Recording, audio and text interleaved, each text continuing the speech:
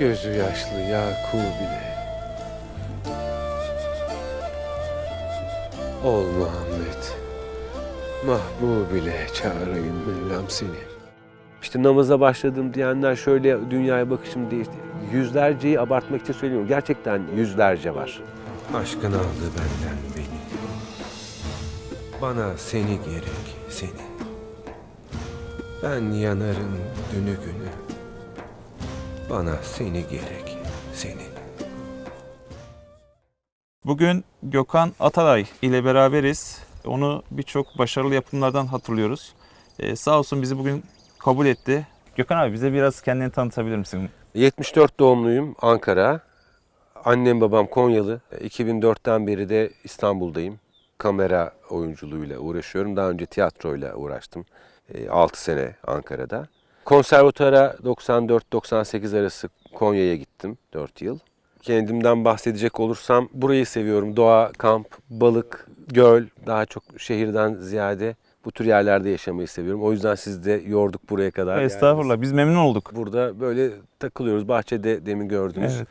Orada ağaçlarla uğraşıyoruz. Hayatında, kariyerinde ister istemez Yunus Emre rolü çok farklı yer tutuyordur diye düşünüyorum. Çünkü daha geniş kitlelerle tanışman belki o rolle oldu. O rol ilk teklif edildiğinde hissettiğin bir şey oldu mu? Şöyle söyleyeyim, Diriliş'le biz yapımcısıyla konuştuğumuzda 2 yıllık, benim 2 sezon sürecek bir roldü Şahabettin Atabey. Şahabettin Atabey'in bir idam edilme sahnesi vardı. O gün gelip dediler ki bir şey konuşacağız, genel koordinatörümüz. Dediler ki biz yaza Yunus Emre düşünüyoruz, oynar mısın? Tamam dedim ben. Yani hani ne para konuştum, ne şartları konuştum, hiçbir şey konuşmadan tamam dedim. Sürecin devamında proje geldi, tekstler geliyor. Yani o süreçlerde farklı hissiyatlar oluştu mu hiç abi? İki açıdan bakmak lazım ona. Bir mesleki açıdan bakmak lazım, bir manevi açıdan bakmak lazım. Mesleki açıdan baktığımızda Payidar abi gibi bir ustayla çalışmanın heyecanı var. Benim çok sevdiğim, hayran olduğum bir oyuncuydu. Allah rahmet eylesin. Onunla vakit geçirmek zaten çok keyifliydi. Oynayanların büyük çoğunluğu anlaşabildiğim iyi insanlardı. Biz çok severek ve çok önemseyerek yaptık işi. Yani her detaya gücümüz yettiğince uğraştık. Tabii ki çok zor şartlarda çekildi. Birçoğunda hastaydık, sakattık, ayağım sakatlandı, bir hafta üzerine basamazsın dediler. 2 gün sonra sete çıktım, at bindim filan. Yani bayağı sıkıntılıydı. O açıdan öyle, mesleki açıdan zorluklarının yanında hırsla tutunduğumuz bir işti. Çok özendiğimiz bir işti, onu söyleyebilirim. Manevi açıdan bakacak olursak da Yunus Emre'yi hiç bilmediğimi fark ettim. Sadece ben değil, birçok arkadaşımız sette çalışan aynı kanaatte. Yani Allah'ı seven bir şair falan kadar biliyormuşuz biz. Yani biraz biliyoruz ama dünya görüşü olarak anlamamız mümkün değil. Konuya özel eğilen, tasavvufun içinden gelenlerin anlayabileceği mevzular. Tanıdıkça aklında kalan ve seni en çok etkileyen bir yanı oldu mu? Yani bir insanın doğru veya yanlış yaptığında onu eleştirmek yerine onun nedenleriyle ilgilenmeye başladım. Yani bu adam bunu yapıyor, neden yapıyor? Yani o onun yanlış olduğunu bilmediği için yapıyor ya da yanlış olduğunu biliyor ama çok önemsemediği için yapıyor. Bunu yapmaya çalışıyorum ben de hayatımda. İnsanlar Yunus Emre'yi ne biliyordu? Yunus Emre neydi?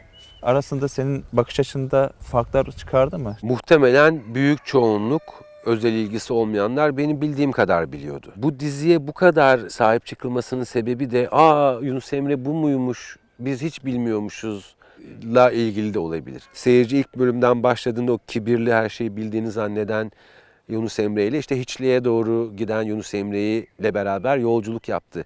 Aşkın Yolculuğu ismi bu yüzden çok doğru ve güzel. Yani o aşka yolculuğu anlattığı için ilk bölümlerden yakalayan bir seyirci de onunla beraber takip etti ve muhtemelen işte özdeşlik kurabildiyse de karakterle onunla beraber kendi iç yolculuğunda belki bir takım kapılar açtıysa ona. Başarılı bir iş netice itibariyle Müslümanlığı insanlara sevdirecek şeyleri vardır. İçerisinde tasavvuf geçiyor. Bu noktada da ister istemez tebliğ yönü de var aslında. Bu açıdan hiç düşünüp değerlendirin mi abi? Yani evet, Müslümanlığa insanlara sevdiren bir şey oluyor. Ben genelde bir şeyleri analiz etmeye çalışırken hep verilerle hayata da öyle bakmaya çalışıyorum. Yani Yunus Emre'nin bugün başarılı bir iş olduğunu Ben kendim seyredip de karar verip söylemiyorum. Yorumları bakıyorum, hani kim ne demiş, iyi mi demişler, kötü mü demişler diye bakıyorum. Bu dediğine de vereceğim cevap yine aynı. Yüzlerce mesaj var. Hayatlarının nasıl değiştiğine dair.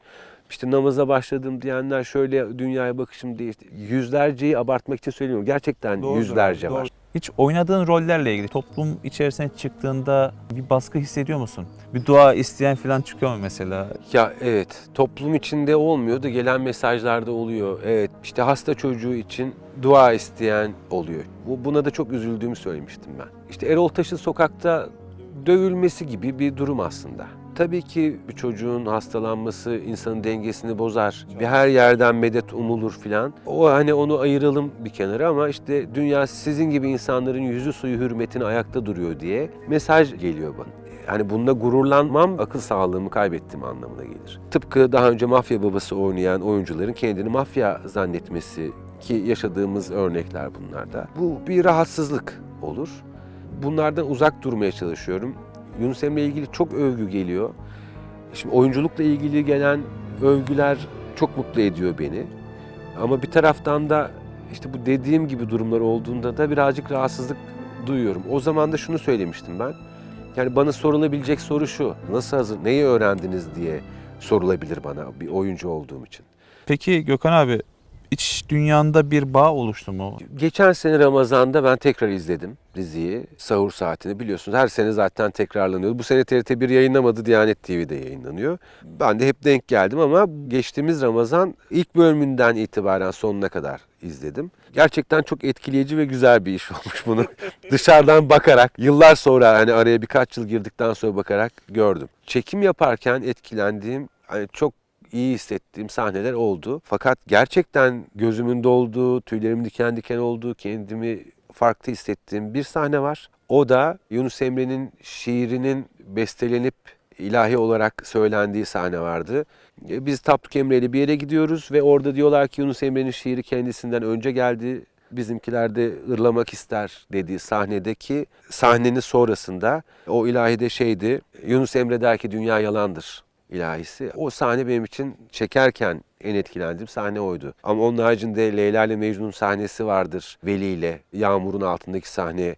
O güzeldir. Mağara sahnesi. 3 Yunus Emre iç içe girer. O sahne çekilirken de etkiliydi. İzlediğimde de güzeldi. Var öyle sahneler ama işte dediğim gibi kimyamın değiştiği bir tane sahne var.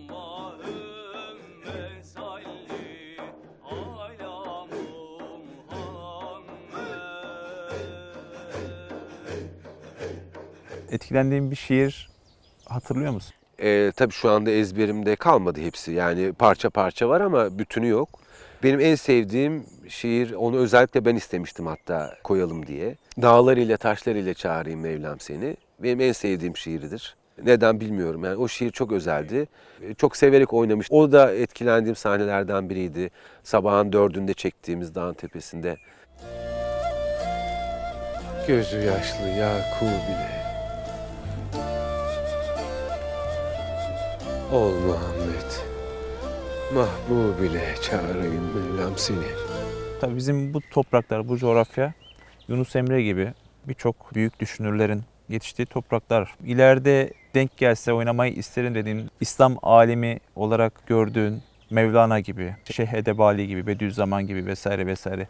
Yani bunların hepsini oynamak isterim ama hiçbirini oynamak istemiyorum. Şimdi Yunus Emre'de çok özel bir durum oluştu. Ben hani Mevlana'yı da oynayayım, Hacı Bektaş'ı da ben oynayayım. O biraz kötü geliyor bana. Hani bu işe haksızlık olurmuş gibi geliyor. Ama hani Mevlana'da Şems'i oynamak keyifli olabilirdi. Eyvallah abi. Salih karakteri dizide biraz münzevi.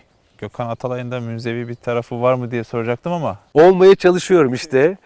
Kendi kendimi kalıp kafa dinlemekle alakalı, işte börtü böcekle uğraşmakla alakalı inziva. Evet ve güzel bir inziva, zor bulunabilecek bir inziva sen abi. Eyvallah. Ya 10 saat yol geldiniz değil mi buraya?